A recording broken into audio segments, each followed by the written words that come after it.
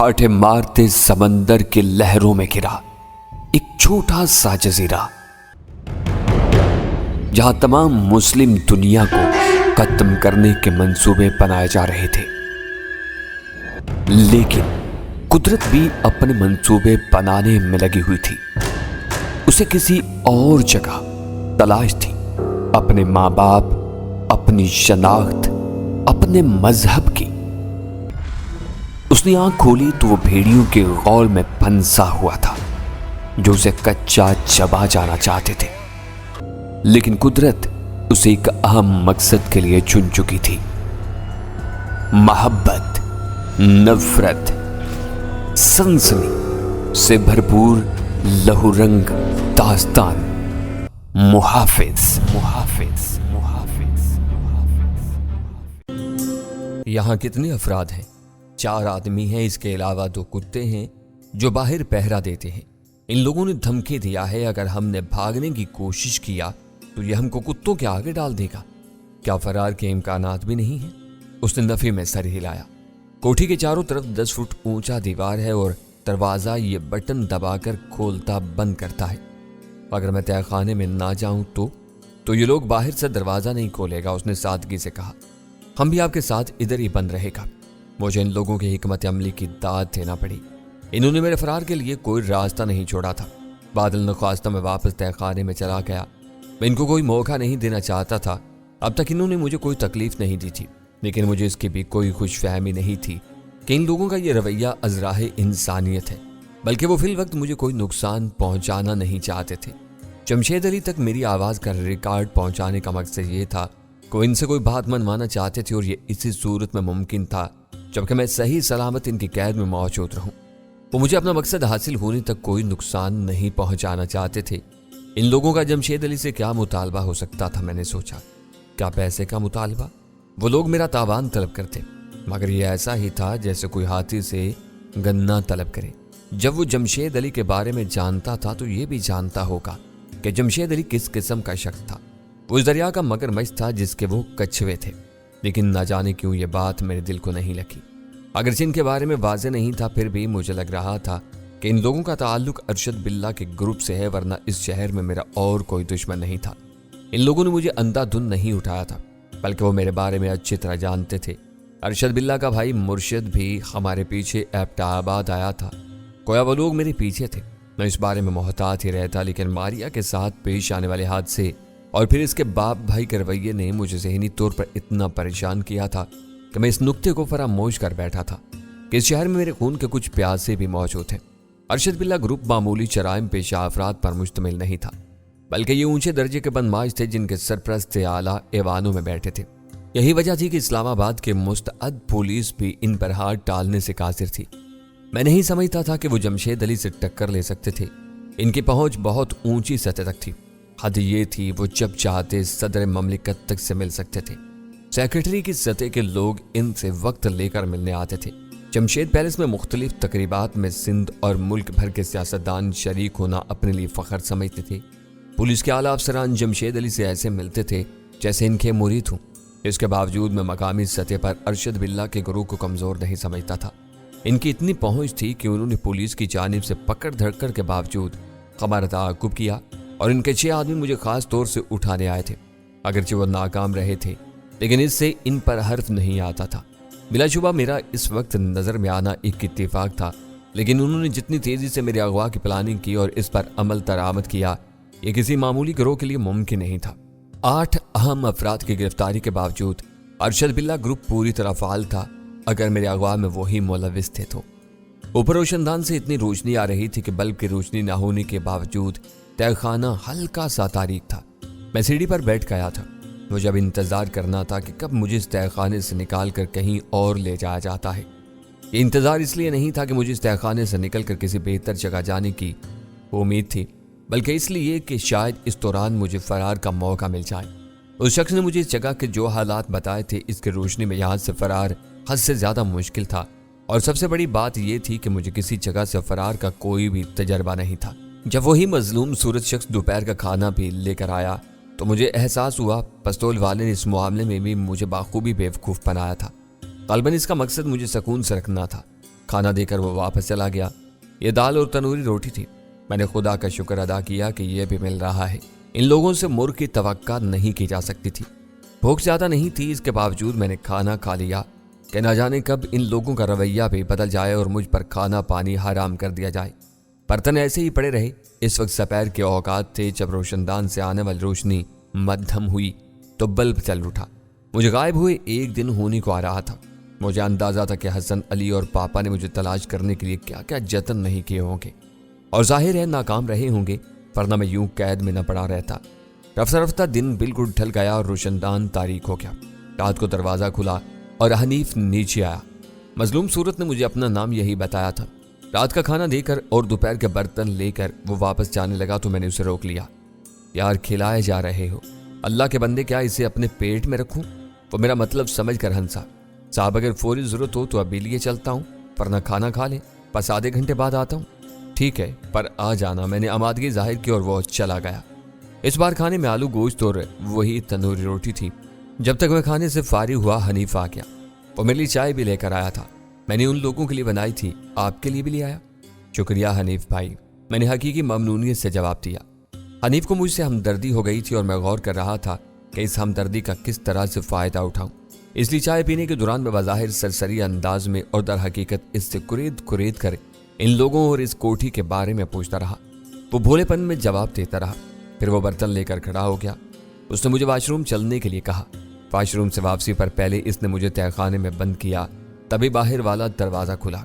दरअसल जब वो बाहर जाने लगता था तो दरवाज़ा बजाता और बाहर मौजूद शख्स ये देखकर इत्मीनान करता था कि तहखाने का दरवाज़ा बाहर से बंद है। तब भी वो दरवाज़ा खोलकर उसे बाहर आने देता था। ऊपर तकरीबन 2 कैनाल पर फैली इस कोठी का बेशतर हिस्सा चारों तरफ से खुले सेहन की सूरत में था। इस हिस्से को छोड़कर दीगर 4 कमरे और किचन बाथरूम वगैरह मुकम्मल थे। पस्तौल वाले और खान समेत 4 आदमी थे। 5वां हनीफ था, लेकिन मेरी तरह वो भी कैदी था। बस फर्क इतना था, वो कमज़ोर और फितरतन खौफसदा शख्स था, इसलिए उसे डराने के साथ किसी कदर आज़ादी भी दी हुई थी ताकि वो घर के काम निपटा सके। इसे बाहर सेन में जाने की इजाज़त थी, लेकिन किसी दीवार के पास या मेन गेट तक जाने की इजाज़त नहीं थी। इन 4 में से एक हम वक्त मेन गेट पर रहता था। आमतौर से रात में ये ड्यूटी खान की थी, जिसका नाम हनीफ ने गुल खान बताया था, और दिन में मुजीब नामी शख्स की ड्यूटी होती थी। पस्तौल वाला आलमगीर था और इनके चौथे साथी का नाम मुश्ताक था। इनमें से सिर्फ आलमगीर और मुश्ताक ही बाहर से आया करते थे। गुल खान और मुजीब अंदर रहा करते थे। बज़ाहिर आलमगीर इनका बास नजर आता था। इन सब के पास असलहा था। खासतौर से आलमगीर हम वक्त पस्तौल से मुसल्ला रहा करता था। इसके अलावा इनके पास राइफलें और बम भी थे। हनीफ को ये सारी बातें इनके पास रहने से मालूम हुई थी। उसने बताया कि जिस कमरे में आलमगीर रहता है उसे हर वक्त लाक रखा जाता है, क्योंकि इन्हें खतरा था कि कोई हथियार हनीफ के हाथ न लग जाए और वो इसे इस्तेमाल करने की कोशिश न करे। मेरा ज़हन सोचने में मसरूफ था। इसकी एक वजह तो ये थी कि इस कैद के आलम में मेरे पास सिवाय सोचने के और कुछ था भी नहीं। दूसरे हनीफ से मैंने जो मालूमात हासिल की थी, इनमें से कोई बात मेरे जहन में चुप रही थी, कोई ऐसी बात जो मेरे फायदे की थी। मैं आज़ादी हासिल कर सकता था, लेकिन वो बात खासे गौर व खौज के बाद भी समझ में नहीं आ रही थी। तो मैं सोने के लिए लेट गया। माहिरीन नफ्सियात कहते हैं कि इंसानी दिमाग कभी नहीं सोता, ये मुस्तकिल जागता रहता है, अपने अफ़ाल अंजाम देता है, जिस्मानी मशीनरी को फ़ाल रखता है, इनकी खराबियाँ दुरुस्त करता है। बेशुमार नफ्सियाती मसाइल जो शऊर हल नहीं कर पाता, लाशऊर उन्हें सोने के आलम में हल कर देता है। मैंने सोने से पहले इस मामले पर इतना गौर किया था कि सोने के बाद भी ये मसला मेरे दिमाग पर तारी रहा। हत्ता कि मैंने इस बारे में ख्वाब देखा। ख्वाब में मैं दुश्मनों से लड़ भिड़ कर फरार होने की कोशिश कर रहा था। इस कशमकश में उन्होंने मुझे गोली मार दी। मैं अचानक चौंक कर उठ बैठा। मेरा जिस्म पसीने में शराबूर हो रहा था और दिल तेजी से धड़क रहा था। मैं चंद गहरी सांसें लेकर अपनी हालत पर काबू पाया। अचानक मेरे जहन में वो बात आ गई जो खासी देर से दिमाग में हलचल मचा रही थी। हनीफ ने बताया था कि बाहर जाने के लिए दरवाज़ा इस वक्त खोला जाता था जब बाहर मौजूद फर्द ये इत्मीनान कर लेता था कि तहखाने का दरवाज़ा बाहर से बंद कर दिया गया है, यानी मैं तहखाने में बंद हो चुका हूँ। फर्ज किया जाए कि मैं तहखाने से बाहर होता हूँ और इसका दरवाज़ा बाहर से बंद कर दिया जाता है। इस सूरत में बाहर वाला मुतमईन होकर दरवाज़ा खोल देता और इस पर काबू पाने की कोशिश कर सकता था मैं। मगर इस मामले में 2 बातें अहम थीं। अव्वल तो हनीफ इस काम पर राजी होता, दूसरे इस मुख्तसर सी गैलरी में मेरे छुपने की कोई जगह नहीं थी, क्योंकि बाहर वाला दरवाज़ा लोहे की अमूमी मजबूत पट्टियों से इस तरह बना था कि हर पट्टी के दरमियान इंच का फासला था। बाहर वाला अंदर का पूरा मंजर नहीं देख सकता था। अलबत्ता जुज़वी तौर पर गैलरी में मौजूद कोई शय उसकी निगाहों से महफूज नहीं रह सकती थी। अगर यह मसला किसी तरह हल हो जाता और मेरे लिए दरवाज़ा खुल जाता तब मैं आज़ादी के लिए कोशिश कर सकता था। इसके बाद मैं सोया नहीं, खासी देर सोचता रहा कि हनीफ को क्यों कर राज़ी किया जाए।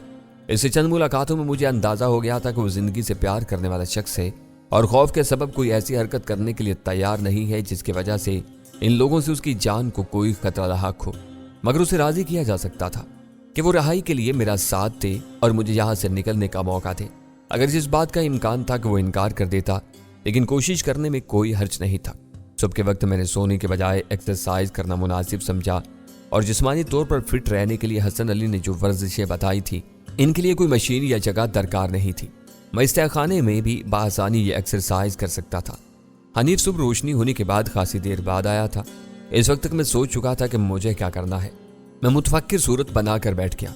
उसने हमदर्दी से पूछा, क्या बात है साहब, परेशान नजर आ रहे हो? उसने नाश्ते की ट्रे सामने रखी। मैंने ठंडी सांस ली। हनीफ भाई, अपने लिए क्या परेशान होना, बचपन से ऐसे हालात देखता आ रहा हूं, लेकिन तुम। मैं कहते रुक गया। क्या साहब, वो परेशान हो क्या? देखो, मैं तुम्हें परेशान नहीं करना चाहता, लेकिन अंधेरे में रखना भी मुनासिब नहीं है। मैंने नाश्ते पर हाथ मारना शुरू कर दिए। कल रात मुझे ऊपर गैलरी में आहट महसूस हुई। मैं सीढ़ियाँ चढ़कर ऊपर गया। वहां दो अफराद आपस में बात कर रहे थे। मैंने कान लगाकर सुना। पता है क्या कह रहे थे? क्या कह रहे थे साहब? हनीफ मेरे अंदाज से ही खौफजदा हो गया। मैंने दिल ही दिल में खुद को अपनी अदाकारी पर मुबारकबाद दी और बयान जारी रखा। वो कह रहे थे, बस अब इसका खात्मा कर देना चाहिए। भाई मैं तो कांप उठा, ये सोच कर कि वो मेरी बात कर रहे हैं। फिर दूसरे की आवाज़ आई, अभी नहीं यार, जब तक यहाँ है तब तक तो इसे जिंदा रखो, वरना घर के काम कौन करेगा? तुम समझ रहे हो ना किसकी बात कर रहे थे? मेरी? हनीफ ने वो मुश्किल कहा। मुहावरतन उसकी पत्ती सी बजने लगी थी। हाँ भाई, वो तुमसे छुटकारे की बात कर रहे थे। मैंने तुम्हें खबरदार कर दिया है। खाए, मैं क्या करूं? ये मुझे मार देंगे, मेरे छोटे छोटे बच्चे हैं। उसने रोना शुरू कर दिया था। हनीफ भाई, मैं तुम्हारे साथ हमदर्दी कर सकता हूँ। मैं तो खुद भी बस और कैद में हूँ। बाहर निकल सकता तो फिर तुम देखते कैसे खुद को भी बचाता और तुम्हें भी निकाल कर ले जाता। मैं आहिस्ता आहिस्ता उसे अपने ढब पर ला रहा था। हाय, मैं मर जाऊंगा, उसने फिर वावेला किया। आहिस्ता, मैंने घबरा कर कहा कि उन्हें एहसास दिला रहे हो कि तुम इनके मंसूबे से वाकिफ हो चुके हो। हाँ, अगर जिंदा रहना चाहते हो तो मेरी मदद करो, मुझे यहाँ से बाहर निकालो, फिर मैं इन लोगों से निपट लूंगा। तो तुम कैसे निपटोगे? उसने सवाल किया। महंसा गुल खान की सूरत देखिए, उसका यह नक्शा मैंने ही बनाया है। अगर खाली हाथ से मुकाबला करना हो तो मैं अकेला ही इन चारों के लिए काफी हूँ। हाँ, वो तुमको बहुत गालियां और धमकियां दे रहा था। अगर उसे आलमगीर ने ना रोक रखा होता तो अब तक वो तुम्हें गोली मार चुका होता, उसने बताया। तुमने देखा वो कितना बड़ा है मुझसे? मैंने एतमाद से कहा। अगर मुझे एक बार इस जगह से निकलने का मौका मिल जाए तो तुम देखना, आज़ाद होना कोई मसला ही नहीं होगा, बल्कि मैं तुम्हें अपने पापा से मुंह मांगा इनाम भी दिलवा दूंगा। वो इस मुल्क के सबसे अमीर शख्स हैं। हनीफ की आंखें फट गई थी। आप इतने बड़े बाप के बेटे हो, इन लोगों ने आपको क्यों पकड़ रखा है? ये मेरे बाप से तावान लेना चाहते। हाँ, यही बात होगी। वो फौरन बोला, साहब मैंने आपको आज़ाद कर दिया तो मुझे क्या मिलेगा? ये बदमाश मुझसे 1 करोड़ रुपए मांग रहे हैं। पापा के लिए ये रकम कोई मसला ही नहीं है। अगर तुम्हारी मदद से आज़ाद हुआ तो तुम्हें जो इनाम मिलेगा वो लाखों में ज़रूर होगा। पापा बहुत फराख दिल आदमी है, हो सकता है 10-15 लाख दे ही दें। 10-15 लाख? उसने ख्वाब की सी कैफियत में कहा। इस वक्त लाख रुपए भी इतनी बड़ी रकम थी कि आम आदमी इसे हासिल करने का सोच कर ही लरज उठता था। अफगान जंग के नतीजे में काली दौलत के सैलाब का आगाज था, इसलिए आमतौर से रुपए की कदर थी। लाख और करोड़ बेवक़्त नहीं होते थे। हाँ, हो सकता है पापा खुश होकर इससे ज्यादा ही दे दें। मैंने उसे पक्का करने के लिए कहा। 10 लाख रुपए? उसकी सुई अभी तक वहीं अटकी हुई थी। मुझे शर्मिंदगी हुई। मैं एक सीधे साधे शरीफ आदमी को अपने मतलब के लिए बेवकूफ़ बना रहा था, और यही नहीं बल्कि उसे सब्ज बाग भी दिखा रहा था। मैंने शर्मिंदगी से सोचा, खैर एक बार मैं इन लोगों की कैद से निकल जाता तो जमशेद अली से कहकर इसे इनाम भी दिलवा सकता था और कोई मुलाजमत भी। फिल वक्त मजबूरी थी, मुझे बहर सूरत इन लोगों के कैद से आज़ाद होना था। इन लोगों की नीयत दुरुस्त नहीं थी जो मुझे बहलाने के लिए झूठा वादा कर सकते थे। मैं इन लोगों पर भरोसा करने के लिए कतई तैयार नहीं था। तो मेरे रिहाई भी मिलेगी और इनाम भी, मैंने उसे कहा, लेकिन इसके लिए तुम्हें हिम्मत करना होगी, मुझे कोशिश करके यहाँ से निकालना होगा। इस बार वो होश की दुनिया में आ गया। उसका ज़हन इन खतरात के बारे में सोचने लगा था। मैं इसके चेहरे के बदलते रंग देख रहा था। اس پر کبھی امید نظر آتی، کبھی مستقبل کے خوابوں کا عکس جھلملاتا اور کبھی خوف نظر آتا۔ آخر میں خوف اس پر غالب آ گیا۔ نہیں صاحب، اگر ان لوگوں کو میرے ارادے کی بھنک بھی مل گئی تو یہ بے دردی سے مجھے مار ڈالیں گے۔ آپ انہیں نہیں جانتے، یہ بہت ظالم لوگ ہیں۔ ایک دن میں نے اتفاق سے ان کی باتیں سن لی۔ وہ اپنے 2 دشمنوں کا ذکر کر رہے تھے جنہیں انہوں نے مار کر اس کوٹھی میں کہیں دفن کر رکھا ہے۔ صاحب یہ مجھے بھی مار کر ادھر ہی دفن کر دیں گے۔ ابھی تو نہیں، لیکن 3-4 دن میں وہ یہی کریں گے۔ میں نے اسے یاد دلایا۔ نہیں صاحب، میں ان سے معافی مانگ لوں گا، ان کے پاؤں پڑ جاؤں گا، مجھے یقین ہے وہ مجھ غریب پر رحم کریں گے۔ اس نے جواب دیا اور برتن لے کر کھڑا ہو گیا۔ صاحب اگر لیٹرین جانا ہے تو میرے ساتھ آ جاؤ۔ میں اس کے ساتھ لیٹرین تک گیا۔ اپنے کام سے فارغ ہو کر میں تہہ خانے میں جانے سے پہلے ایک بار پھر گیلری کا غور سے معائنہ کیا۔ یہ کوئی 5 فٹ چوڑی اور 30 فٹ لمبی تھی۔ باہر جانے والے دروازے کے ساتھ ہی تہہ خانے کا دروازہ تھا اور دوسرے کمروں کے دروازے کوئی 15 فٹ کے فاصلے پر تھے۔ اگر میں ان میں چھپ جاتا تب بھی مسئلہ حل نہیں ہوتا۔ گیلری سے باہر جانے والا فولادی دروازہ کوئی 4 فٹ چوڑا تھا۔ اس کے دونوں جانب 6-6 انچ کی دیوار بچتی تھی اور میں اس دیوار سے لگ کر کھڑا ہو بھی جاتا تب بھی باہر موجود فرد کی نگاہ سے بچ نہیں سکتا تھا۔ سب سے بڑھ کر حنیف مجھ سے تعاون پر تیار نہیں تھا۔ ایسے میں کسی کوشش کا سوال ہی پیدا نہیں ہوتا تھا۔ میں مایوسی کے عالم میں واپس تہہ خانے میں چلا گیا۔ حنیف دوپہر کا کھانا لے کر آیا تب بھی چپ تھا۔ اس نے مجھ سے بات کرنے کی کوشش نہیں کی۔ میں نے کئی بار اسے اکسایا مگر وہ ٹس سے مس نہیں ہوا۔ کھانا ختم ہوتے ہی وہ برتن لے کر واپس چلا گیا۔ مجھے قید میں آئے 2 دن گزر چکے تھے۔ مجھے نہیں معلوم کہ باہر کیا ہو رہا تھا۔ یہ بات یقینی تھی کہ ان لوگوں نے جمشید علی سے رابطہ کر لیا تھا، لیکن ان دونوں کے درمیان میری رہائی کے لیے مذاکرات چل رہے تھے تو وہ کیا تھے اور ان لوگوں نے جمشید علی سے کیا مطالبہ کیا تھا؟ میں سب سے بے خبر تھا۔ کہیں ممکن تھا کہ یہ لوگ جمشید علی سے کوئی ایسا مطالبہ کر دیتے جو ان کے لیے پورا کرنا ممکن نہ ہوتا۔ اس صورت میں میری رہائی بلکہ زندگی کے امکانات بھی صفر ہو جاتے۔ میں کسی پر تکیہ کر کے نہیں بیٹھنا چاہتا تھا، چاہے وہ جمشید علی ہی کیوں نہ ہو۔ حسن علی مجھے ہمیشہ یہی کہا تھا، تم اپنے زور بازو پر بھروسہ کرو، میں یا جمشید علی تمہاری مدد اور رہنمائی ضرور کر سکتے ہیں، لیکن زندگی کی جنگ تمہیں خود ہی لڑنا اور جیتنا ہوگی۔ حسن علی کی اس بات کو میں نے نہ صرف سمجھ لیا تھا بلکہ اسے اپنی زندگی کا نصب العین بنا لیا تھا۔ اس جگہ سے فرار کا فیصلہ کر کے میں اس معاملے پر یکسو ہو گیا۔ رات کو بھی حنیف نے مجھ سے اس موضوع پر کوئی بات نہیں کی تھی۔ اس دفعہ وہ چکن لایا تھا، ساتھ میں پراٹھے تھے۔ واہ بھائی، تم تو رحمت کا فرشتہ ثابت ہو رہے ہو، میں نے خوش ہو کر کہا۔ میں نے نہیں بتایا ہے، اس نے مردہ سے انداز میں جواب دیا۔ مجھے کھانا بنانا کہاں آتا ہے، یہی لوگ لاتے ہیں۔ جب سے میں نے اسے ساتھ میں لانے کے لیے جھوٹ بولا تھا وہ بے حد خوف زدہ اور چپ سا رہنے لگا تھا۔ کھانے کے بعد وہ مجھے اوپر واش روم تک لے گیا تھا، پھر مجھے تہہ خانے میں بند کر کے چلا گیا۔ ان لوگوں نے مجھے اب تک لیٹنے کے لیے بستر تو کیا ایک چادر تک نہیں دی تھی۔ جیسے یہ لوگ خوف زدہ تھے، مجھے کچھ دیا گیا تو میں اسے ان کے خلاف استعمال نہ کر بیٹھوں۔ میں تیسری رات بھی ننگے اور نم فرش پر سونے کے لیے لیٹ گیا۔ ان 3 دنوں میں میرا وجود وحشت زدہ ہو گیا تھا۔ لباس اور جسم مٹی سے خراب تھا اور بال چپک گئے تھے۔ مجھے خود سے کراہت محسوس ہو رہی تھی۔ ایک بات طے تھی کہ انسان کو نیند ہر حال میں آ جاتی ہے۔ اس ننگے اور نم فرش پر بھی مجھے اتنی ہی اچھی نیند آتی تھی جتنی کہ اپنے نرم گرم بستر پر۔ کھانا کھا کر میں جلد سونے کے لیے لیٹ گیا۔ رات کا نہ جانے کون سا پہر تھا، یوں لگا جیسے مجھے کوئی آواز دے رہا ہے۔ اپنے چہرے پر مجھے نمی کا احساس ہو رہا تھا۔ ذہن پر ابھی مدہوشی طاری تھی اور میرا آنکھ کھولنے کو دل نہیں چاہ رہا تھا۔ جب آواز کے ساتھ ساز بھی شامل ہو گیا، یعنی کسی نے میرے چہرے کو تبلہ سمجھ کر بجانا شروع کر دیا، تو مجھے مجبوراً آنکھیں کھولنا ہی پڑی اور پھر تیز روشنی کی وجہ سے بند بھی کرنا پڑی۔ رفتہ رفتہ میرا ذہن قابو میں آنے لگا تھا۔ شعور کی سطح پر تصاویر ابھرنے لگیں۔ مجھے عبید صلاح یاد آیا، اس نے ہمیں روکا تھا، پھر گارڈز بے ہوش کرنے والی گولیوں سے بے ہوش ہو گئے تھے۔